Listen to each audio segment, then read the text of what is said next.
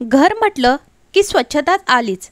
मग ही रोजची स्वच्छता करण्यासाठी आपल्याला ना एकदम एका दिवशी ना जास्त वेळ काढावा लागतो आणि अर्धा ते 1 तास आपल्याला स्वच्छता करण्यासाठीच निघून जातो.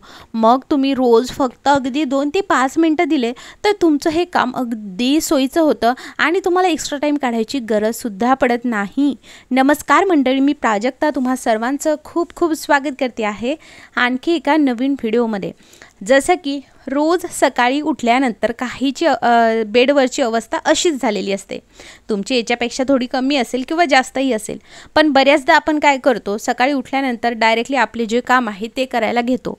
पण उठल्याबरोबर आपण जर आपलं बेडिंग व्यवस्थित केलं तर, त्याचबरोबर तुम्ही जर 2 ते 3 दिवसांनी हा स्प्रे बनवला, एकदाच बनवून ठेवायचा आणि तो स्प्रे 2 ते 3 दिवसांनी अशा पद्धतीने आपल्या बेडवरती किंवा आपल्या घरात जे लाकडी फर्निचर आहे किंवा तुम्हाला काहीही साफ करायचं आहे ते करण्यासाठी आणि फक्त हात फिरवून घेतला, अगदी मिनिटच लागतं बरं का. कारण आपण हा जो स्प्रे बनवला आहे ना तो अगदी तुम्हाला महिनाभर टिकणार आहे. फक्त तुम्हाला जर असं तुम्ही पुसून घेतलं तर जी काही रोज येणारी धूळ असते किंवा 2 ते 3 दिवसांनी जर तुम्ही ते पुसलंच नाही तर ती धुळाची ना एक लेयर दिसायला लागते.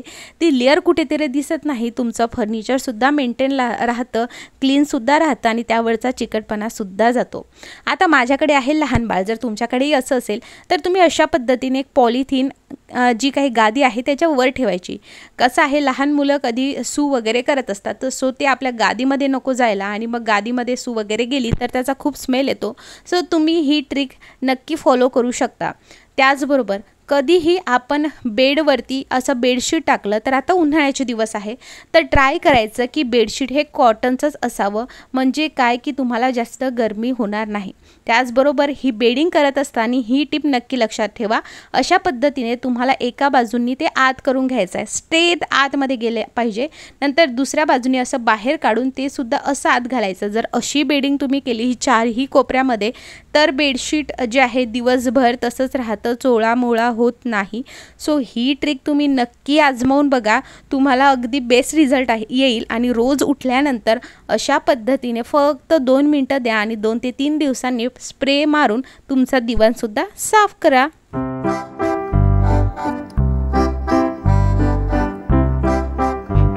तर तुम्हाला हे जाणून घ्यायचं आहे की तो स्प्रे कोणता आहे आणि तो बनवायचा कसा.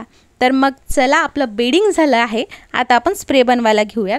तर इकडे मी डायरेक्टली स्प्रे बॉटल घेतली आहे आणि त्यामध्ये मी अर्धं पाणी घेतलेलं आहे.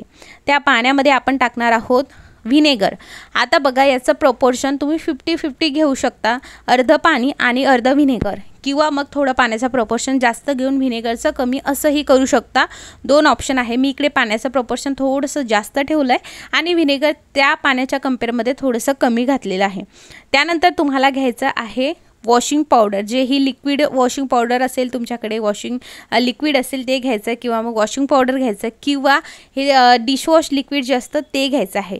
बस, यामध्ये आपल्याला काहीच घालायचं नाही. हा स्प्रे तुम्ही घराचे काच वगैरे जे असतात, आपले आरसे वगैरे किंवा खिडक्यांचे काच, फर्निचर असेल घरामध्ये, सगळं काही साफ करण्यासाठी तुम्ही हे सोल्युशन वापरू शकता.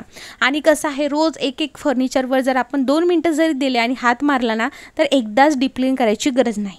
आता बघा, काहीसे हाल या कॉर्नरचे असे झालेले आहेत, कितीही साफ केलं तर अगदी 2 दिवसांनी इथे अशीच गर्दी होते आणि ते कसं तरी दिसतं. आता माझ्या इकडे थोडासा स्टोरेजचा प्रॉब्लेम आहे, त्यामुळे आता म्हटलं रेंटवरच राहतो तर उगाच कशाला घ्यायचं ना, होतं आहे ना हे. मग मी ज्या काही गोष्टी आहेत ना, ज्या रोजच्या लागणार आहेत त्या अशा बॉक्सचा वापर करून करते. पण आता ते बॉक्स बरेच दिवस झाले मी जे आहे चेंजच केले नाही. किंवा मग असे फर्निचर असेल ते खूप घाण होत असेल तर तुम्ही त्याला वॉलपेपरसुद्धा लावू शकता. तर आता मी तुम्हाला ना रिझल्ट दाखवते. सेम स्प्रे आपण बनवलेला आहे, तो स्प्रेने आपण सगळं क्लीन करणार आहोत. जर तुमच्याकडेही स्टोरेजचा प्रॉब्लेम असेल आणि तुम्हाला जर स्टोरेज खरेदी काही करायचं असेल, स्टोरेज व्यवस्थितरित्या ऑर्गनाइज दिसण्यासाठी, तर तुम्ही ऑर्गनायझरसुद्धा घेऊ शकता. पण जर तुम्हाला ऑर्गनायझर घ्यायचं नसेल तर मी तुम्हाला एक मस्त अशी हॅक सांगणार आहे, जेणे की मलाही हेल्प झाली आणि कदाचित तुम्हालासुद्धा हेल्प होईल. तर हे बघा, मी स्प्रेने सगळं हे पुसून घेतलं आहे. माझ्याकडे हे असं कार्डबोर्ड म्हणजे खोकं होतं, सो आपण आता याचाच वापर करणार आहोत. सो तुम्ही कोणतंही खोकं, छोटं मोठं खोकं घेऊ शकता. त्यानंतर आपल्याला याचे जे काही ह्या चारही कॉर्नर आहेत ते कट करून घ्यायचे आहेत. आपल्याला फक्त अगदी प्लेन असा खोकं पाहिजे. तुम्हाला जर याला झाकण व्हावं असं वाटत असेल तर हे नाही कापलं ना तरीही चालणार आहे. बऱ्याचदा तेल असेल, पावडरचा डब्बा किंवा वेगवेगळं जेही रोज आपण क्रीम वगैरे वापरतो, ऑर्गनायझर नसलं तर असं वरती पडतं. मग तुम्ही काय करू शकता, असं जुनं कोणतंही टी शर्ट किंवा जुना पेटीकोट असेल ना तो तुम्हाला घ्यायचा आणि ॲज अ याला कव्हर म्हणून तुम्ही करू शकता. किंवा मग तुमच्याकडे वॉलपेपर असेल तर तुम्ही वॉलपेपर घ्या आणि वॉलपेपरसुद्धा याला लावला तरी चालेल. आणि टी शर्टचं जे काही वरची गळ्याभोवतीचा आपला गळा असतो तो तुम्ही शिवून घेतला तरी चालेल. पण मला ॲज सच त्याची काही गरज वाटली नाही, मी फक्त तुम्हाला आयडिया दिली आहे. आता तुमच्याकडे जुनं सोफ्याचं वगैरे कव्हर असेल, मी तेच घेतले आणि ते याच्यावरती ठेवलं. दिसायलाही छान दिसते, डिझाईनवाला दिसते. आपल्याला जास्त पैसे खर्च करायची सुद्धा गरज नाही. आणि त्यानंतर तुम्हाला जे रोजचं लागते किंवा तुम्हाला असं वाटते की इथे ह्या गोष्टी नको ठेवून द्यायच्या, मग अशा बॉक्समध्ये तुम्ही ठेवू शकता. अगदी व्यवस्थित राहता, ऑर्गनाईज राहतात आणि दर 2 महिन्यातून किंवा 1 महिन्यातून हा बॉक्स चेंज करायचा. आता बघा पहिले कसं दिसत होतं आणि आता किती ऑर्गनाईज दिसतंय ना. सो हा कॉर्नर इकडे मस्त आता ऑर्गनाईज झालाय. तुम्ही सुद्धा तुमच्या घराचा कार्डबोर्ड वापरून कॉर्नर ऑर्गनाईज करू शकता. चला नंतरची टिप. आपल्याकडे जे ग्लासचे जार असतात किंवा बाउल्स असतात किंवा ग्लासचे कोणतेही भांडे, काय होतं ना ते अगदी पांढरं शुभ्र न राहता काळपट होतात आणि त्याच्यावरती ना ऑइलनेस जास्त होतो. मग तो निघण्यासाठी तुम्हाला घ्यायचं आहे गरम पाणी, त्यामध्ये टाकायचं आहे वॉशिंग पावडर आणि व्हीम लिक्विड घेतलेलं आहे. मी इकडे कोणतंही डिशवॉश लिक्विड घेऊ शकता. आता बघा तुम्हाला काय करायचं आहे, जेवढेही तुमच्याकडे काचेचे भांडे असतील ते तुम्हाला ह्या सोल्युशनमध्ये असेच 5 ते 7 मिनटं डीप करून ठेवायचे. कारण ह्या ग्लासच्या जार असतील किंवा ग्लासचे कोणतेही भांडे असेल ना तर त्यावरती चिकटपणा येत जातो आणि मी हे अगदी माझ्या गॅसच्या वरती ठेवले त्यामुळे याला खूप चिकटपणा होता. आणि नंतर त्या सोल्युशनने हे व्यवस्थितरित्या घासून घ्यायचे आहेत. एकदम सॉफ्ट घासणीचा वापर करायचा आहे. तुम्ही बघाल जो काही त्याची शायनीनेस असतो तो नक्की वापस येतो. तुम्हाला वॉशिंग पावडर इकडे वापरायचं नसेल तर फक्त डिशवॉश लिक्विड वापरा आणि कधीही काचेचे भांडे धुतल्यानंतर अशा पद्धतीने एक सुती कपड्यावर ठेवावे, म्हणजे जर ते पडले तर फुटणार नाही आणि त्याचं जे काही पाणी आहे ते खाली झिरपतं आणि तुमचे काचेचे भांडे अशा पद्धतीने तुम्ही स्वच्छ करू शकता. नंतर तुम्ही पुसून घ्या आणि हे स्टोरेजसाठी मस्त असे रेडी झाले आहेत. सो नक्की या पद्धतीने तुमच्या घरातील काचेचे भांडे नक्की साफ करा. त्याचा चिकटपणा, त्याचं जे काही चमक असते ती गेलेली असते, सो ती नक्की वापस येते. त्याचबरोबर ग्लासचेच भांडे नाही तर स्टीलचे भांडेसुद्धा त्या सोल्युशनने खूप जबरदस्त निघतात. खूप तुम्हाला क्लिनिंग करायची असेल, स्टीलचे डबे घासायचे असेल तर मग अशा वेळेस तुम्ही ते सोल्युशन एकदाच बनवा आणि त्याने भांडे घासा. एकदम मस्त असं चकाकी त्याने येते. आता आपण एवढं सोल्युशन बनवलं तर ते वाया कशाला घालवायचं. ह्या सोल्युशनमध्ये मी जे आहे अगदी जो गॅस पुसायचा कपडा असतो तो बुडवलेला आहे आणि आता गॅससुद्धा आपण साफ करूयात.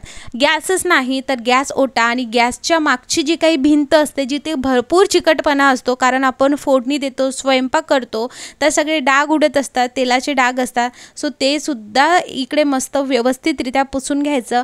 जो काही चिकटपणा असतो गॅस शेगडीवरचा तो निघून जातो. स्टँड वगैरे सगळं तुम्ही याने पुसून घ्या. कसं असतं ना, गॅस शेगडी असेल किंवा गॅसचा ओटा असेल तिथे ना एक चिकटपणा असतो, तो निघण्यासाठी वॉशिंग पावडर खूप कारगर आहे. त्यामुळे तुम्ही नेहमी वॉशिंग पावडर जरी वापरलं ना तर खूप बढिया रिझल्ट येतो. आणि त्यानेच मी इकडे बेसिनसुद्धा व्यवस्थितरित्या घासून घेते आहे. पूर्ण किचनचा चिकटपणा गेलेला आहे. सो या सगळ्या टिप्स तुम्हाला कशा वाटल्या मला कमेंटमध्ये नक्की सांगा. आणि सगळ्यात फेवरेट टिप कोणती होती तीही कमेंटमध्ये सांगा. उन्हाळ्यामध्ये तुम्हाला कोणत्या गोष्टीने जास्त प्रॉब्लेम होतो आणि कशा रिलेटेड तुम्हाला व्हिडिओ हवा आहे हेही मला कमेंटमध्ये नक्की सांगा. सबस्क्राईब नक्की करा. धन्यवाद.